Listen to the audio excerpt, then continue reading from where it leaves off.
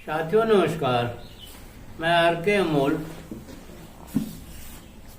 आज आपको इतिहास से कुछ खास बातें बताना चाहते हैं जो चित्पावन ब्राह्मणों से संबंधित है। महाराष्ट्र में के पश्चिमी भाग में गोवा, डामन दीव और कर्नाटका तक के इलाके को कोकण भूभाग कहते हैं। इसे भूगोल की भाषा में कोकण प्रदेश या कोकण भूभाग बोलते हैं। मध्यकाल में विदेशों से आने वाले अनेक प्रकार की जातियां या अनेक प्रकार के समूह आकर इस कोकण प्रदेश में बस गए, जिनमें प्रमुख थे बेन इजरायली, उड़ाल देशकर, पारसी, गौर ब्राह्मण, कोकड़ी, सारस्वत ब्राह्मण और अंत में आए चित्पावन ब्राह्मण। चित्पावन ब्राह्मण इजरायली यहूदी हैं जो बेन इजराइल से चल करके यहाँ आए। इनकी जनसंख्या बहुत कम है और 17वीं शताब्दी तक इनकी कोई चर्चा नहीं होती थी या इनका कोई वजूद नहीं था। बेन इजराइल से भगाए जाने के कारण ये शरणार्थी बनकर जो है कोकण प्रदेश में आकर के बस गए। सबसे अंत में ये मूलतः यहूदी चित्पावन ब्राह्मण जो है वो कोकण प्रदेश में पहुंचे। कोलाबा में रहने वाले बंबई का इलाका, इजरायलियों के बीच एक लोक कथा जो है चलती रहती है और इस बात का जिक्र आता है कि बेन इजरायली चित्पावन ब्राह्मण उन्हीं 14 इजरायली यहूदियों के खानदान से हैं जो किसी समय कोकण तट पर आए थे। जैसा कि ऊपर हम बता चुके हैं कि उसमें गौड़ ब्राह्मण भी थे और भी बहुत सारे थे, पारसी थे, बेने इजराइल से आने वाले अन्य लोग भी थे। इन्हीं चित्पावन ब्राह्मणों में से एक बालाजी विश्वनाथ भट्ट थे जो कोकण से चल करके महाराष्ट्र के पुणे और सतारा जिले में आकर बस गए। सतारा वही प्रदेश है जहाँ के पूर्व मुख्यमंत्री शिंदे जी जो है रहने वाले हैं और कभी ज्योतिबा फूले के परिवार वाले वहाँ के बाशिंदे हुआ करते थे। रत्नागिरी जो है कोकण के इलाके में ही है, वहां से चल करके विश्वनाथ भट्ट जो है वो सतारा पहुंचे थे। सतारा में किसी तरह से उनका संपर्क जो है शिवाजी महाराज से हो गया।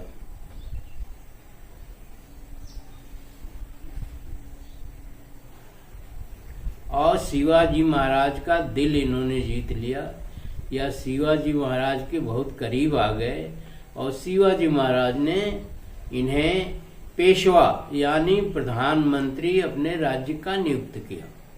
क्योंकि ये आप जानते हैं जो बेन इजरायली या इजरायली यहूदी दिमाग से बहुत तेज और नेतृत्व करने की क्षमता वाले और बहुत सारे उनके अंदर गुण हैं।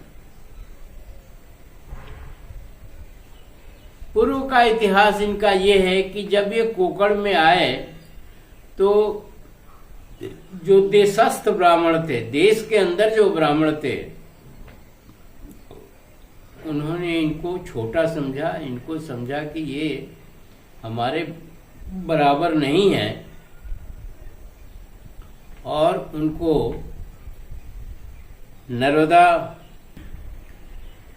गोदावरी या नासिक के घाटों पर भी इनको नहीं रहने दिया। क्योंकि वो जो देश में ब्राह्मण थे उन्होंने इनको बहुत ही निम्न स्तर का ब्राह्मण घोषित किया। अब जब वो सतारा पहुंचे विश्वनाथ भट्ट, तो उन्होंने एक पद पा लिया शिवाजी महाराज के राज्य में, प्रधानमंत्री के या पेशवा का, और वो मराठा साम्राज्य के अंत होने तक पेशवा बने रहे। इतनी उनके अंदर जो है योग्यता थी या क्षमता थी या जो कुछ भी कह लीजिए। बाद में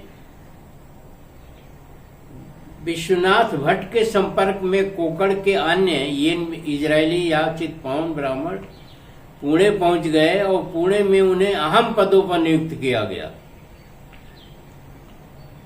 पहले तो विश्वनाथ भट्ट आए थे, उसके बाद उनके साथ वालों को अहम पदों पर नियुक्त किया गया और टैक्स से पूरी तरह इन्हें छूट दिया गया। मतलब मराठा साम्राज्य में ये पूरी तरह से छा गए और मराठा साम्राज्य का पूरा काम काज इनके हाथ में आ गया और पूरी तरह से ये शासन करता हो गए, शासन करने लगे। इनके पास काफी जमीनें आ गई, धन संपत्ति से लैस हो गए और मराठा साम्राज्य में, पूरे मराठा साम्राज्य में छा गए।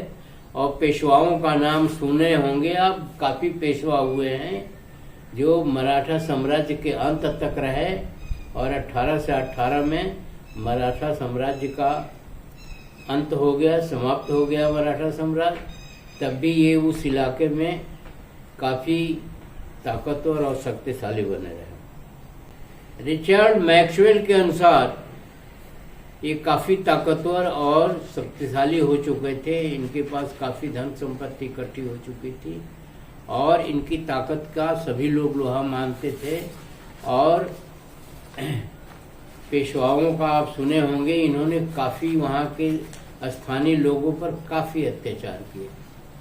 सारा अत्याचार इन्हीं का था, पेशवाओं का।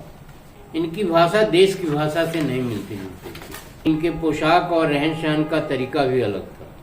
बाद में ये कोंकणी भाषा बोलने लगे क्योंकि इन्हें अपने को मुख्य धारा में स्थापित करना था।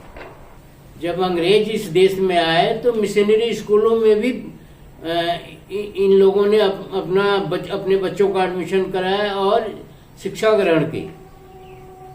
ये लोग काफी सशक्त बन गए थे और इनकी तीव्र बुद्धि के कारण इन्होंने समय को पहचाना और समय को पहचान करके वहाँ उस इलाके में अपना बहुत तगड़ा वजूद बनाया, बहुत तगड़ी भूमिका निभाई उन्होंने और जितना अत्याचार कर सकते थे इन्होंने किया। इन्होंने पिछड़ों और दलितों को इतना सताया कि इन्होंने ही ब्लाउज कर लागू किया था, जिसमें महाराष्ट्र की एक औरत ने अपने स्तन काट कर केले के पत्ते में रखकर अंग्रेज अफसर के पास भिजवाया था और अंग्रेज अफसर देख करके आग बबूला हुआ और उसने ब्लाउज टैक्स हटा दिया।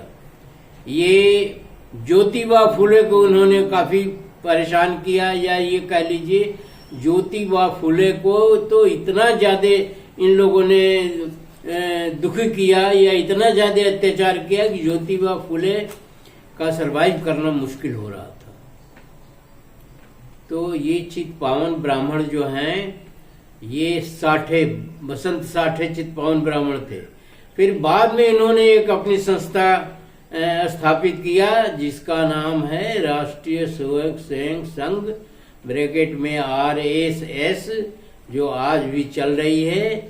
और इसमें देसी मतलब देश के अंदर के कोई ब्राह्मण जो है इसमें कोई उच्च पदों पर नहीं होते हैं। यही चित्पावन ब्राह्मण जो है इसमें उच्च पदों पर होते हैं, जो मूल रूप से इजरायली यहूदी हैं। इस तरह से चित्पावन ब्राह्मणों का इतिहास है जो पेशवा के रूप में थे। तो बाबा साहेब की जीवनी में भी हमने इनका उल्लेख किया है कि ये क्या क्या करते थे। दलितों पिछड़ों के साथ तो भारी अत्याचार किया, उन्हें पढ़ने नहीं दिया, उन्हें एजुकेशन नहीं दिया, उन्हें जमीनों में जमीनें नहीं, वो मतलब तरह तरह से अत्याचार क्यों हैं। उन्होंने उच्च पदों पर नहीं रहने दिया, पढ़े लिखे नहीं थे तो उच्च पद पर कैसे जाएंगे। तो इस तरह से चित्पावन ब्राह्मण जो है, इन्हीं की संस्था आरएसएस है, और यहीं दक्षिणी भारत में है। इधर के उत्तरी भारत के ब्राह्मणों का आरएसएस में कोई स्थान नहीं है। और ये चित्पावन ब्राह्मण बहुत सारे हैं, बहुत ऊंचे ऊंचे पदों पर बाद में भी रहे हैं, जैसे बसंत साठे, और भी बहुत सारे हैं। ये जितने हैं ये चित्पावन ब्राह्मण ही हैं, जो उनके आरएसएस के सर्वे सर्वर हैं। और आज भी वो उसी तरह की प्रक्रिया में लिप्त है। आपके संज्ञान में पूरी चीजें आनी चाहिए, आपको वीडियो पढ़ करके इसमें समझना चाहिए। और मैं आपसे अपील भी करूंगा कि आप वीडियो को पढ़िए, पढ़ करके मुझे भी बताइए कि क्या गलत है क्या सही है। और वीडियो को शेयर, लाइक और सब्सक्राइब जो है अवश्य करने की कृपा करें, ताकि मेरा मनोबल बढ़ा रहे और मैं अगला वीडियो आपके सामने अच्छा से अच्छा प्रस्तुत कर सकूं। धन्यवाद। जय संविधान, जय बाबा साहब।